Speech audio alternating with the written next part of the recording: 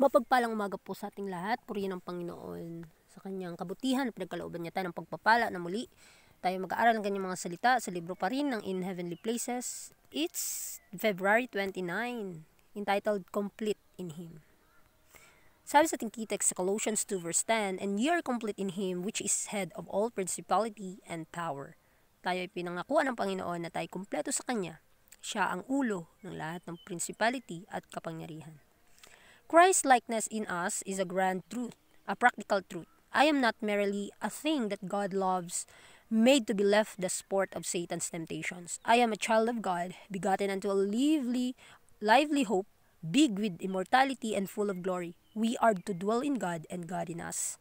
Kapag tayo ay sinusubukan, kung tayo ay tinutukso, isipin natin na si Kristo ay namatay para sa atin. Isipin natin na tayo ay kumpleto sa Kanya, na tayo gumagawa na para sa Kanya. Hindi po tayo matatalaban ng mga tukso, mga kapatid, kapag wala tayong interes na magkasala. Wala tayong interes na sugatan ng ating Panginoon.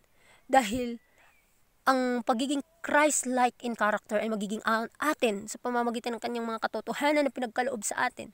At sa pamamagitan ng practical na katotohanan na ito, tayo ay makakatanggap ng mga bagay sa pamamagitan ng pag-ibig ng Diyos na magbibigay sa atin ng sa pamamagitan nito ay bibigyan niya tayo, o ito yung paraan na ating mapapanagumpayan ang mga tukso ng kaaway. Dahil tayo ay anak ng Diyos, pinagkalooban niya tayo ng mga pagpapala, mga sandata at kapangyarihan upang gamitin kung paano natin ipaglabanan ang mga tuso o mga silo ng kaaway. Purity in us is like purity in God. Love in my heart is a living principle, like the love in the heart of God, and all the treasures of heaven are at my command because I am redeemed by the blood of the Lamb. So, ang kabanalan, nakagaya ng kabanalan ng Diyos, ay magkakaroon tayo sa ating mga puso kapag tayo ay nabubuhay sa kanyang mga prinsipyo. At sa pamamagitan ng pag-ibig ng Diyos sa atin, tayo makakatanggap ng kayamanan ng langit na ito ay pinagkaloob sa bawat isa sa atin dahil tayo tinubos ng mahalagang dugo ni Kristo. We are sons and daughters of God. Satan is the destroyer and Christ is the restorer. He will make us partakers of His holiness. God does not make light of sin, but He seeks to rescue us from sin. So, tayo, naway mapagtanto natin to sa ating buhay na tayo ay mga anak ng Diyos. Ang kaaway, kahit ilang beses niya na sinisira ang ating mga pananampalataya, ang ating paninindigan sa katotohanan, si Kristo po ang siyang tagaptayo, nang siyang ay tagagaling ng ating mga karamdaman, spiritually mga kapatid. At itatayo niya muli ang nagiba na pananampalataya sa ating mga puso. At magiging isa tayong kabahagi ng kanyang banal na pangalan. Magiging isa tayong kabahagi ng kanyang kabanalan. At ang Panginoon ay hindi niya ginagawang kasalanan ang katotohanan upang tayo ay maligtas, kundi hinahanap niya at iniligtas niya ang mga makasalanan upang iligtas sa kanilang mga kasalanan at bumalik sa Panginoon at maglingkod sa Kanya. There is not in Jesus Christ harsh, stern repulsiveness, or resentment. And if we have the character of Christ, we shall have His mold. There is no forcing us to holiness, but He wishes us to imitate His character, to admire Him, true, pure, generous, and loving. Si Kristo mga kapatid ay hindi siya nagpipilit sa atin kung gusto ba nating maging banal o hindi. Ang Panginoon ay hindi siya harsh, hindi siya tumitingin sa kanyang nararamdaman, hindi siya resentment na kung saan ay talagang iniisip niya kung ano ang kalooban ng kanyang ama. At magkakaroon tayo ng karakter ni Kristo kung tayo ay papayag na mamold niya into His image. Kaya tandaan natin na hindi tayo pipilitin ng Panginoon na maging banal unless tayo ay humingi sa Kanya ng kabanalan.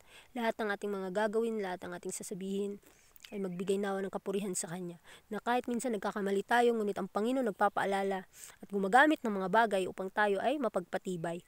At kung ating hinahangad na gayahin ang karakter ni Kristo, i-admire niya tayo, bibigyan at ipagkakaloob niya sa atin yung katotohanan, kabanalan, at ang pag-ibig na walang hanggan.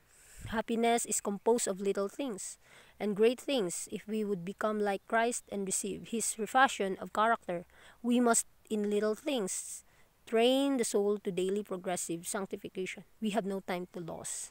So mga kapatid, ang kasiyahan sa mga maliliit na bagay at sa mga malaking bagay ay pantay lang. Kapag ka masaya kang ginagawa yung mga maliliit na bagay, as long as you glorify God through His work, mga kapatid, ipagkakalooban ka at magagawa mo ang mga malalaking bagay sa pamamagitan lamang ni Kristo. At tayo ay magiging kagaya sa Kanya.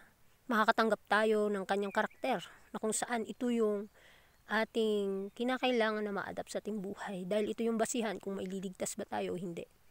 Alamin natin sa ating sarili, kamusta man ang buhay ko? Kamusta ang karakter ko? I-imitate ko ba si Kristo araw-araw? Nabibehold ko ba siya araw-araw? At sa mga maliliit na bagay, napoprogress ko ba araw-araw yung kaluluwa ko? Kahit sa mga maliliit na bagay, ginagawa ko pa to para sa Panginoon? Upang mapabanal ako ng Kanyang mga salita? Wala po tayong dapat sayangin na panahon. Would you impress the sail to obtain a clear impression upon the wax? You do not dash it on by a violent action, but you place the sail carefully and firmly and press it down until the wax receives the mold. Just so the Lord is dealing with our souls. Not now and then, but constantly the new life is implanted by the Holy Spirit after Christ's likeness. So dito ma-impress natin. Yung selyo ng Diyos ay klaro. Impression upon the wax, mga kapatid. So, as long as ang isang sahig, kung nililinis mo to, lahat o kada may dumi, nililinis mo ito. Araw-araw, nililinis mo ito. Naglilinis tayo ng bahay araw-araw kasi alam natin na araw-araw may dumi talaga. Hindi naman natin sinasadyang magdumi, pero may dumi. Sa ating buhay, mga kapatid, para tayong nililinis ng Panginoon. Humingi po tayo na linisin ang ating buhay araw-araw. Upang araw-araw ay mapabanal niya tayo ng Kanyang mga salita. Lakaran po natin ito ng tapat. Gayon din naman si Kristo sa ating kaluluwa. Kung papaano natin tatanggapin yung Kanyang pagpapala at ang Kanyang kapangyarihan para mabago tayo. The Lord dealing with our souls. Ang ating kaluluwa ay lilinisin niya. Hindi man ngayon, hindi bukas, tayo mapabanal agad. Ngunit sa palagian na lalakad sa panibagong buhay, itatanim ng banal na espiritu sa atin yung Christ-likeness in character, mga kapatid. Acts make habits and habits constitute character. There is no fear of overlooking great things, but there is peril in overlooking and undervaluing little things. God is the God of the whole man, and the little things are essential. So mapapatunayan natin dito, mapapansin natin mga kapatid na sa bawat maliliit na hakbang o sa bawat kaunting hakbang mo sa buhay, napaka-importante yan. Kung paano mo nilalakaran ang prinsipyo ng Panginoon. At ang ating mga gawain sa araw-araw, sa napakaliit na bagay, sa ating mga salita, sa ating mga pag-iisip, ay magiging makasanayan na po natin ito. Magiging habit po natin ito. At iyon, ang habit natin, magiging karakter po natin. Nawa, ang ating mga gawa, na naging habit natin na mag-aral ng Kanyang mga salita, na kahit tayo nadudumihan sa mundong ito sa kasalanan, tayo minsan nagkakamali, nagkakasala. Ngunit kapag nahabit nating kausapin ang Panginoon, lakaran ang Kanyang mga salita, hindi niya po tayo bibiguin. Tayo ay Kanyang tutulungan na mapalaganap sa ating buhay ang kabanalan ng Kanyang katotohanan, ng Kanyang mga salita. Kasi sa bawat hakbang ay napakahalaga ito, dahil ang Diyos ay Diyos ng buong pagkatao. Babaguhin niya po tayo into His image, mga kapatid. God is a God of the whole man and not a God of the part. He made all, He redeemed all, and He must be served in all, and then He will bless all, soul and body. Our entire life will then be glorified, and every breath, every sound, every touch will be peace and light and happiness. So tandaan natin, lahat iniligtas ng Diyos. Walang pinipili ang Diyos kung sino ang Kanyang niligtas. Dahil lahat tayo iniligtas. Ginastify tayo ng Panginoon. Sa kamatayan niya sa krus ng Kalbaryo. Lahat ng lumalapit sa Kanya, iniligtas niya. Kaya mga kapatid, tayong lahat ay obligadong lumapit sa Kanya upang mapabanal ang ating buhay. Dahil ginastify na po tayo ng Panginoon. Yung justification nag-grow na sa atin. Kinakailangan lamang nating masanctify at mag-glorify, mga kapatid. At masasabi natin dito na ang lahat ng naangkin natin sa ating kaluluwa at sa ating katawan ay kinakailangan mag-glorify ang ating Panginoon, hindi ang ating sarili. Dahil ang buong pagkatao natin kapag atin itong isinurrender, ipinagkaloob sa Panginoon, gagamitin niya po tayo sa kanyang gawain. Sa pag-aaral natin sa umagang ito, malalaman natin na tayo ay kumpleto sa Kanya. Na kung saan anuman yung kalooban ng Panginoon ay ating magagawa. Hindi sa ating sariling karapatan, kundi sa Kanyang banal na pangalan. Sa Kanyang banal na Espiritu, kikilusin niya po ang bawat puso natin. At tatatandaan din natin ang Christ-like in character. Ito po yung napaka-importante na ma-adapt ng bawat nag-aangking Kristiyano ngayon. Nawa ay malaman natin sa ating buhay kung sino tayo at sino ang Diyos na ating pinaglilingkuran. At sa bawat hakbang natin, na kahit sa napakakonting bagay na nagagawa natin, magbibigay nawa ito ng kaluwalhatian sa Kanya. Dahil sa ating buhay dito sa mundo, dumadaan lamang po tayo. Pinoproseso tayo ng Panginoon kung paano tayo lumakad na may katapatan hanggang sa Kanyang pagparito. Kahit sa mga napakaliit na bagay, kapag ginawa natin ito ng buong puso na si Kristo, ang Diyos Ama, ang ating pinupuri sa ating mga gawain.